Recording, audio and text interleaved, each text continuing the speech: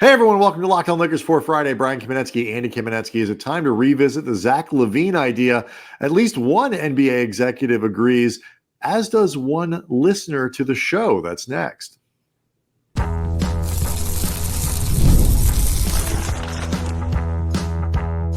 You are Locked On Lakers, your daily Los Angeles Lakers podcast, part of the Locked On Podcast Network, your team every day.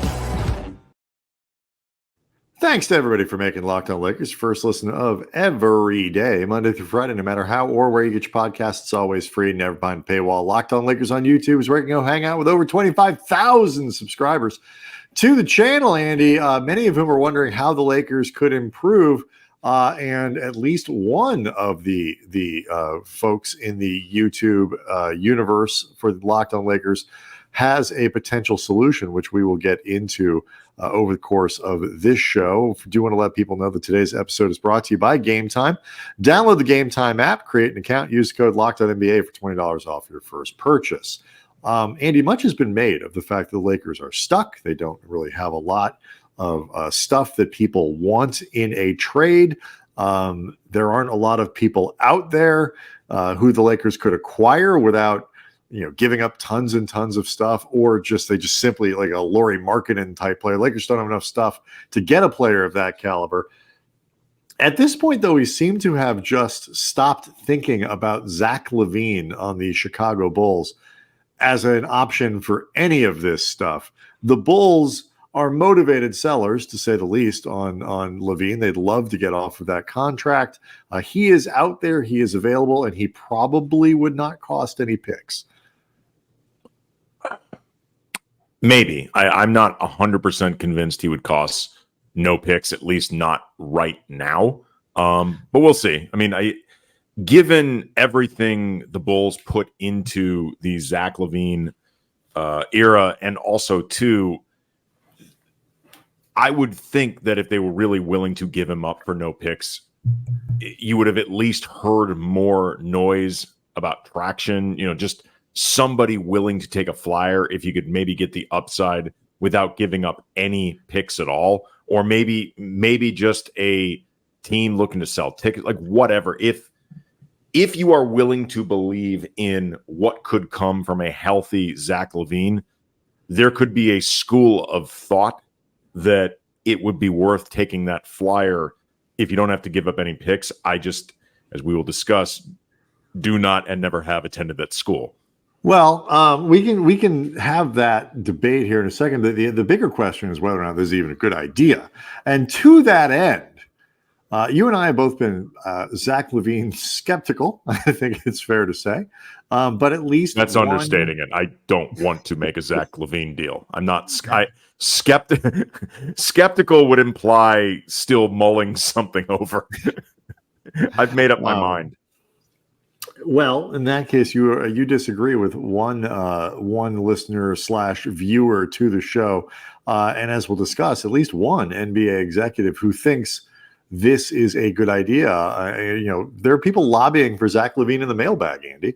This from Vegetas J899. He is lobbying for Zach LaVine. The basic idea here, you finally have a bucket getter you can rely on in LaVine. Our biggest issue is relying on too many one-dimensional role players. When D'Lo and Reeves is your third best player, fundamentally you're just asking for inconsistency. We've tried the depth route. We've tried too many guys with flaws LeBron has to compensate for nightly. Go and get Zach, a proven all-star level player who can light it up and give you 15 on an off night. There you go, Andy. That is the case for Zach LaVine. At least Vegetas's case for Zach LaVine. I mean, respectfully to Vegetas, I think it's a stretch to refer to Zach LaVine as a player without flaws. Like there are certain things that he could do better than D'Angelo Russell, who would be one of the guys in the trade proposed by Vegetas. It would be D'Lo, Rui, Cam Reddish, Jalen Hood-Schifino. It maybe picks, maybe not, whatever. But those guys, there are flaws that D'Lo has that Zach LaVine also has. Like, if you don't like D'Angelo Russell's defense, I promise you, Zach LaVine is not going to feel like an upgrade. Zach LaVine is a good shooter, but he's not as good of a shooter as D'Lo. He's not as good at running an offense as D'Lo. He can run an offense. He's not terrible at it, but D'Angelo Russell is a better table setter than Zach LaVine. What Zach LaVine's not a real point guard. Right. I mean, and even if you think D'Lo is to some degree a combo guard, D'Lo is still a better point guard than Zach LaVine. Zach LaVine is, when healthy, which in and of itself is an asterisk, but when he is healthy, when he's right, for what it's worth, he's been cleared by the Bulls after missing most of last season with foot surgery. He was cleared in late June. He's definitely a much better athlete than D'Angelo Russell. He is more explosive, and he's a way better, more effective driver than D'Lo. And I guess if you believe in Zach LaVine, what could happen motivated or better coached or held more accountable, I suppose there could be more defensive upside. It's been a long time without that getting tapped into. Most guys don't, I'm not saying it's impossible, but most guys don't flip that switch at 30. It's funny because like you have to sort of think of this like it is definitely, I think there's a point at which it's a little like, similar to how I feel like the Trae Young criticism reaches a point where it's like, okay, you can overstate the flaws of somebody like Trae Young to the point where you forget he's a really good player, like a really good player. And I think Zach LaVine is not as good as Trae Young, but he is, I think, to me at least, in some ways, kind of reached that similar space where the criticisms of him and particularly his contract are such that it's easy to think of him as a much less talented player than he is. So like in a vacuum, Zach LaVine comes and he is definitely an upgrade over your current third best player. If D'Angelo Russell is your third best guy right now, Zach LaVine, I think, is a better player than D'Angelo Russell. D'Lo's got some things that I think are better. And I think from a fit standpoint, you might, but like just pure talent, I think most people would put somebody like LaVine ahead of D'Lo. I think that would be the consensus. Yeah.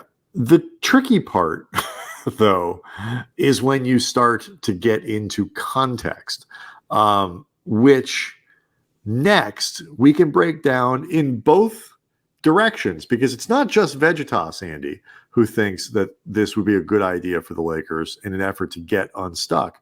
Dan Woike covers the Lakers for the LA Times, has his weekly newsletter. He was sort of polling around, asking executives around the league what they think the Lakers could do to fix some of their problems. And one Western Conference executive suggested LaVine. We'll get to it next.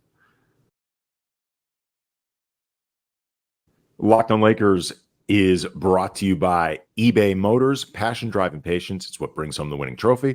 It's also what keeps your ride or die alive. eBay Motors has everything you need to maintain your vehicle and level it up to peak performance, from superchargers, roof racks, exhaust kits, LED headlights, and more. Whether you're into speed, power, style, eBay Motors has got you covered. With over 122 million parts for your number one ride or die, you'll always find exactly what you're looking for. And with eBay Guaranteed Fit, your part is guaranteed to fit your ride every time, or you get your money back, because with eBay Motors, you're burning rubber, not cash. With all the parts you need at the prices you want, it's easy to turn your car into the MVP and bring home that win. Keep your ride or die alive at ebaymotors.com.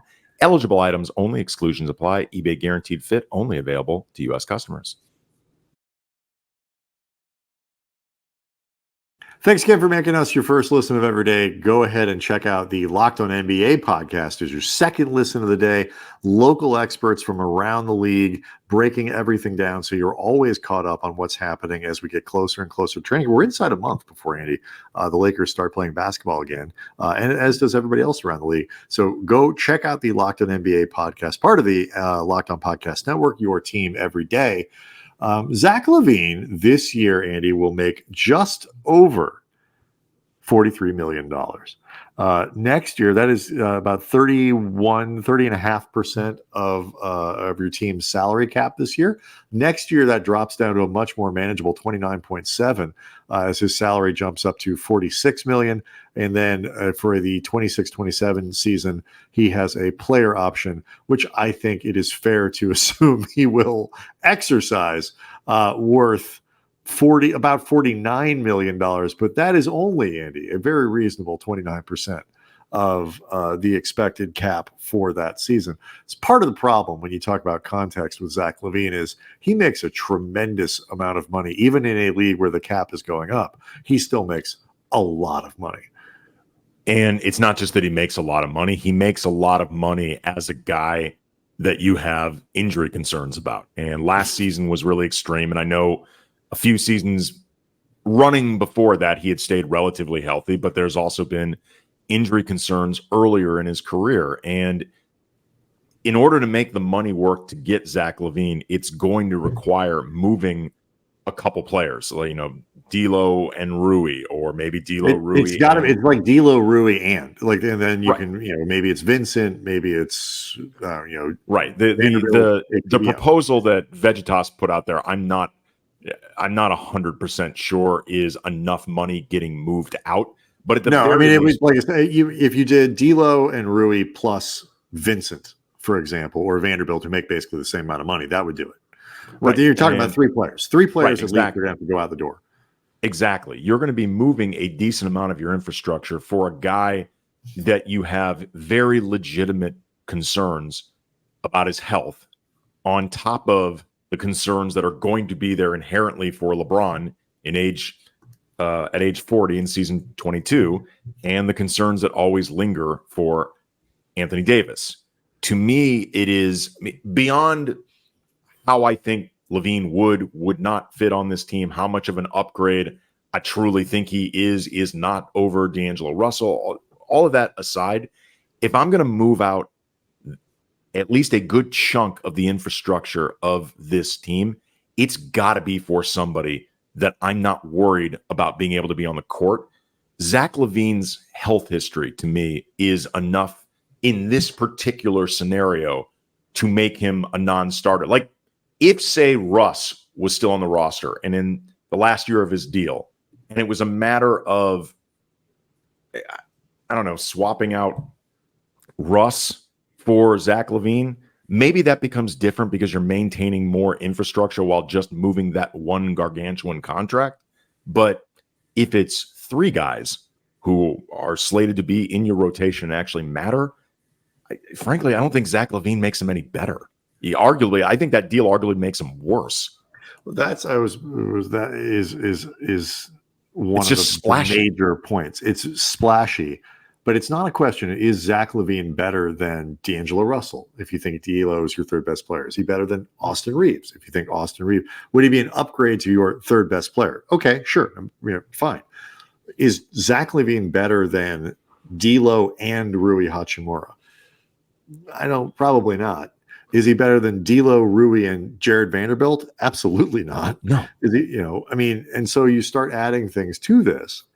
I think the only way, for me at least, that you can sort of justify it is that they're making this deal while holding on to their most significant assets. There's at least a potential, like, if I'm them, the Lakers, Rob Pelinka, I'm making them. I'm like, if you want to move Zach LaVine, you can, we'll make the math work with the players and all that kind of stuff. We will be taking draft capital. Like, maybe if Chicago was willing to add assets to the deal, there could be something that would work. Maybe if the Lakers, the Bulls, I don't think, like somebody like Jalen Smith isn't trade eligible yet. He's just signed in the off season. Like guys like that, like, could you find players on that roster who maybe could come back and help the Lakers? I don't know if there are that many of them because the Bulls aren't very good. So in the context of what it actually does to the Lakers roster, I don't think it makes any sense. One thing though that was interesting from this Western Conference executive that he pointed out as a potential counter to the money question, which is how much money he makes, is that the size of LaVine's contract over the next year or two could actually be helpful for the Lakers if they were to try and trade for another star to replace LeBron. You'd actually be able to put a big gargantuan contract on your books that you could then flip for that post LeBron star. That to me was interesting, especially like in the context of was it yesterday's show where we're talking about, or earlier in the week where we're talking about potential rebuilds and what that looks like. To have an asset like that, you could, as a forward thinking thing, I thought that was interesting and something I had never thought of. It didn't tip the balance for me, but it was an interesting aspect of the sort of overall impact of bringing in a player like LaVine. It's an interesting way of looking at it. The issue, I would say, is it doesn't really address what would be the impetus ostensibly for doing this in the first place, which is to try to capitalize on the LeBron AD era as much as you can and try to squeeze every ounce of it. If that's your plan, I would instead just look to find a really good player now that's worth your remaining 2 picks and just trade for that guy. I mean, because otherwise what you're doing is cosplaying being all in for LeBron while just banking on the idea that Zach LaVine will be worth something in 2 years. And then if he's not, what you're actually doing is potentially wasting the time that you have with AD moving forward as well. It just that it's you can't. You shouldn't try to red paperclip Zach LaVine. No. It's like the thing that jumped out at me that was actually most interesting from Dan's piece was the Eastern Conference exec that he spoke to about the Lakers situation, because he had asked around a bunch of different people, scouts, personnel, rival GMs, what they would do if they were Rob Pelinka. And the Eastern Conference exec said they're stuck. Yep. And that is something that you and I have stressed a lot, which, to be clear, does not mean they should not continue aggressively looking. It does not let Rob Pelinka off the hook for being stuck, because he's the dude that stuck him in the first place. But it doesn't change the fact that the situation is the situation, and they are in a place right now where they don't have purely expendable contracts that they can just send away without thinking about it. They don't have enough draft capital that they can just say, screw it. Like, let's just toss it all in. Doesn't matter. And they're a good roster, but they're not a great roster, which means they're likely more than one move away from true contention. So, again, in a lot of ways, that Eastern Conference exec, mirroring what we're saying, they're stuck. He should have a podcast. But to summarize, it's you have to think about these guys beyond just the name value. And the amount of players, it's a problem for the Lakers, and the amount of players that they'd have to give up. But it opens up a couple roster spots they could use to. There are no guys left to sign of consequence, so that's not. There are a few guys out there like Markelle Fultz. But like Markelle Fultz is not. You go. He's not a difference maker. It's not going to be a difference maker. He's honestly somebody that you would have back up D'Angelo Russell, right? And he certainly doesn't solve your. If you trade D'Lo for LaVine, like some of the floor spacing issues that you might have. So like there are guys around, but like you're not going to find street free agents at this point that are going to be needle movers in terms of yes, you're trading these guys, but you can acquire these other 2 other people that you can go pick up. So that's problematic. You arguably make your team worse. You have massive injury problems. I will tell you, we pick out pictures and stuff we use for the YouTube channel. As I was surfing for the Zach LaVine photo to use for this show, lots of pictures of the man in street clothes, Andy. No shortage. I know the man's wardrobe inside and out because it gets photographed in it a lot at NBA arenas. and the money is problematic. So thank you to Vegetas for your suggestion, and we respectfully disagree. You did something fun on Spectrum Sportsnet on their Lakers show when you were on their air on Thursday. We are going to look at some of the great Lakers non-Hall of Famers in different categories. We'll do that next.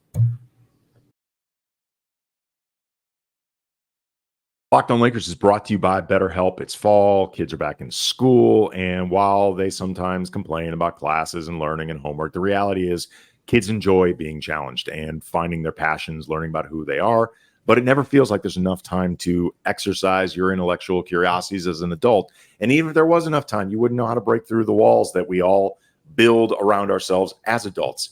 Therapy, though, can help you learn about yourself in the ways that you can tap into the best version of yourself. I can speak from experience about how talking with a professional therapist helped me and my family during a really difficult period, figuring out ways to communicate better with each other so we don't feel unfulfilled, unheard.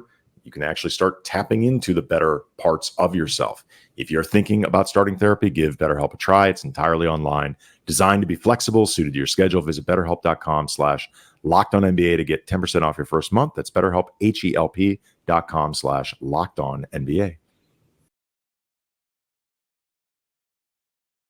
So you were doing TV in LA. The Spectrum Sportsnet, Annie and I are on a couple times a month or so each, doing their studio shows. And you did a sort of a fun summertime segment around different categories of Lakers, best ofs, different stuff like that. Set up how you did it. They had us answer the following 6 questions: most underrated Laker of all time, best perimeter defender of all time for the Lakers, best shooter in Lakers history, best Laker not in the Hall of Fame, most intimidating Laker of all time, best handles in Laker history.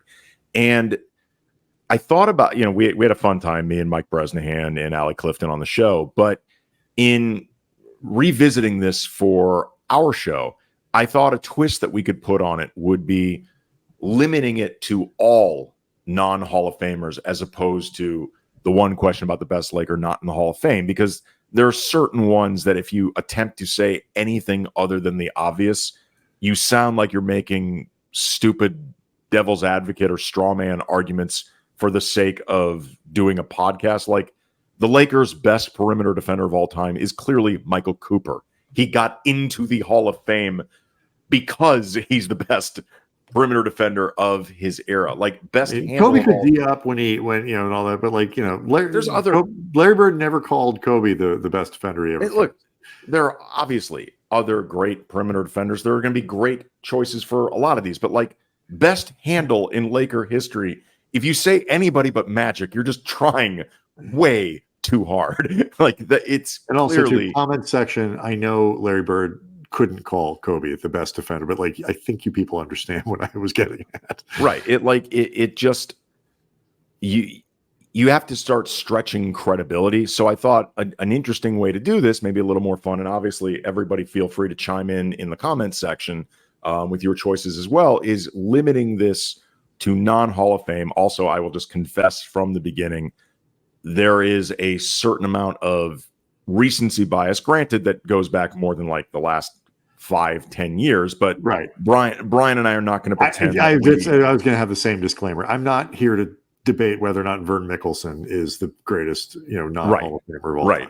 And if you believe he is, put it in the comments section. I did not only did I not see him play, I've not even seen footage. But for real, put it in there, because sure, if no other reason, make it, yeah.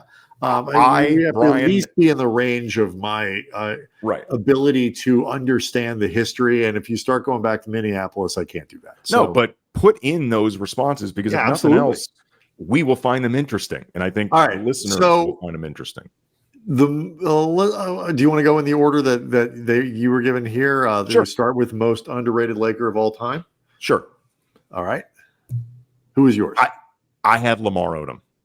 Okay. The reason I went with Lamar is beyond the fact that he was just an incredibly talented guy who did a lot of different things on the floor and was an essential part of not just winning to NBA championships back-to-back in 2009, 2010, getting to the finals in 2008. Brian and I covered those teams very closely. We were in the locker room all the time, in practices all the time. Lamar was one of the key culture setters for that team. Yes, as much as no people question. talk about Kobe and Fish rightly, because they were the two leaders, I think, in terms of Kobe's voice, Fisher being the conscience of the team, Lamar Odom was their heart. And I think there was always focus on what Lamar wasn't doing as opposed to all the stuff that he did do. And I just feel like it went underappreciated very often, everything LO brought to the table. I had LO on my list. Ultimately, I settled on Norm Nixon. And while I was not, he broke into the league when I was 3. And He was really good. and was out of LA. I stopped being a Laker in '83. But because he was replaced by Magic Johnson, it is easy to forget just how good Norm Nixon was with the Lakers. Almost 17 points a game, 8 assists a game. And it's just, 16 and a half, not almost 17, 16 and a half. But just a great player, shot over 50% from the floor from 2. We barely took any 3s. So, he was a 50% shooter as a guard. Just Norm Nixon was really, really good. Yes, he was. Yes, where I landed there. That's actually a really good call. Best perimeter defender of all time, again, excluding Hall of Famers, I went with Eddie Jones. He made 2 all-defense teams as a Laker. Meta World Peace, Rick Fox, Trevor Ariza, those guys came to mind. But I feel like the most, at least, accomplished Laker defender from the time I had been watching and paying close attention, that, again, does not count Michael Cooper because he's clearly the answer. I'm going with Eddie Jones. Plus, I know Laker fans still love Eddie Jones. Like one of the most popular Lakers. And I kicked that around. I ended up with Meta, but I'm wondering if you're probably right, because I think the Meta with the championship seasons, that was really consequential, and his defense there, and the hands and the strength was critical. So I think if you were talking about total impact for titles, I think that's probably what pushed it there for me. Quantity, though, you could certainly make an argument for Eddie Jones. I think that's very reasonable. Best shooter in Lakers history, I went with Derek Fisher, and he was a 37-ish% shooter from behind the arc in the regular season as a Laker. He raised his game to 41% in the playoffs. He had, in 2001, he went 51.5% from behind the arc.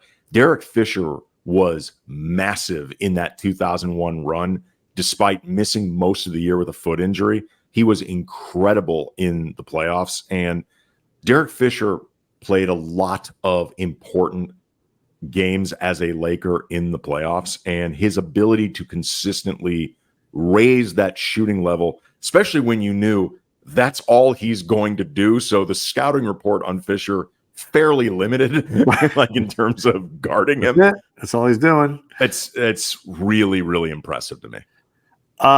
Obviously there are a lot of different ways to define shooting. And Fish, I think, was a pretty good answer for this one. But just for fun, I went back and looked at some of the names, if you want to make a cutoff somewhere, of shooters who have taken more than 250 3-pointers. And again, 3-pointers are not the only way to judge shooting, obviously, but it's an easy one.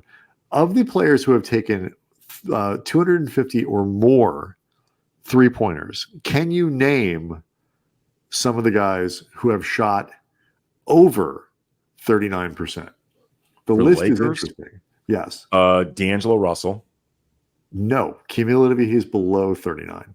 Interesting. Oh yeah, because the first couple of years as a Laker, he was in the mid 30s. I'll have to find him, but just give me the names. Yeah. Just give me the names. Okay, my favorite one is Rui Hachimura. One of them is up there. Taurean Prince shot a ton of them in his 1 year in LA. 300 For the sake of maintaining subscribers, we're not naming Taurean. No, we are not. I will overrule you. Jermaine Jones shot 39% on 261 3-pointers as a Laker. But in terms of guys who have a qualifying number, do you know who the highest percentage for 3-pointers is for a Laker over 250 attempts? And therefore, because I love this guy and his arc with the team, I'm just going to say him because Vlad? Vlad. That's exactly right. 40% on the nose. Vladimir Radmanovic in 3 seasons, 488 3-pointers shot, 40%. The greatest snowboarder in LA Lakers history. No, he's actually the worst. Well, it's probably he's actually the worst. But they're certainly the most noteworthy snowboarder in Lakers history. I started getting lost in the numbers there and some of the names that popped up. I'm like, Jermaine. I did not remember Jermaine Jones shooting 39%. 2005. Yeah, but kudos to. I'm going to go with Vlad just so we can stick him in the show somewhere. I will allow it. He was fun. I liked Vlad. We covered Vlad. He was a very interesting. He was a unique fellow. Yes, he was. Best Laker not in the Hall of Fame. I went with Byron Scott. Led the Lakers in scoring one season, 87-88, almost 22 points a game. Great year, by the way, for non-Magic Kareem stars for the Lakers. They win a championship. Byron leads the team in scoring in the regular season. James Worthy is the finals MVP that year. But, I mean, Byron was a great two-way player. He could have been a higher guy on the totem pole on a lot of other teams. Also gets maybe some extra credit for being insanely yoked in like his 60s. Yeah. Byron is in incredible shape. He's in very good shape. D'Lo, by the way, 38% in his career as a Laker, 38.1 technically. This is where I went with Eddie Jones. Byron was, I think, the vote like for longevity. If you put it all together, like twice as many seasons as a Laker as Eddie Jones, but I feel like Eddie Jones is a better player. So Byron's pretty good. Eddie Jones, I feel like was a better player, so I went with him. But Byron is a very respectable answer to that question. Most intimidating Laker of all time in terms of guys who actually played. I think the answer is Meta. If you're counting guys who didn't play but were just on the roster, the answer is DJ Banga. He was a 7-foot multi-martial artist. Like and he was cut. I mean, like he was like negative body fat. You did not want to mess with DJ Banga.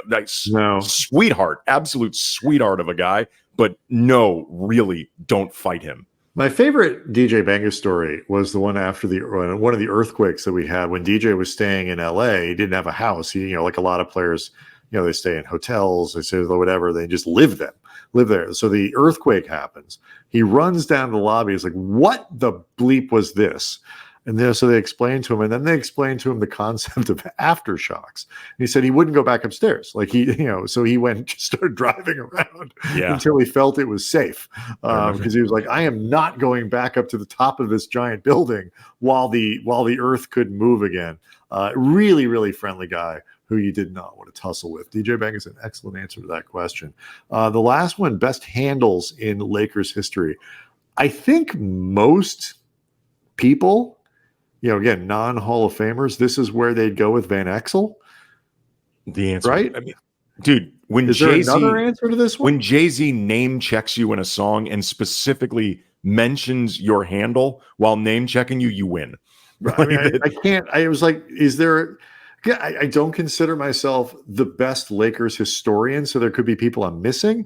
But I was like, give us suggestions. It's cool. I couldn't. Yeah, I mean, I was like, it's like it's Van Exel, right? This one's that easy. Dude, rock handle like Nick Van Exel. Like to me, it's pretty obvious unless someone's got a player that Grandmaster Flash checked first. Like I think the answer is Nick Van Exel. Locked On Lakers on YouTube is where you can go hang out, watch the show, leave us questions, leave us comments in these categories. If there is somebody you think you can defend over Nick Van Exel, Yeah, leave that there. Leave us For your real. suggestions for these other categories. And if you can go back further to the pre-Showtime era, stuff like that, and can throw some names out there, do it. Go check out the Locked On NBA podcast. Don't even have to search for it. It's all there in the description of the show. So you just click and you're right there. Have a great weekend. We'll see everybody Monday.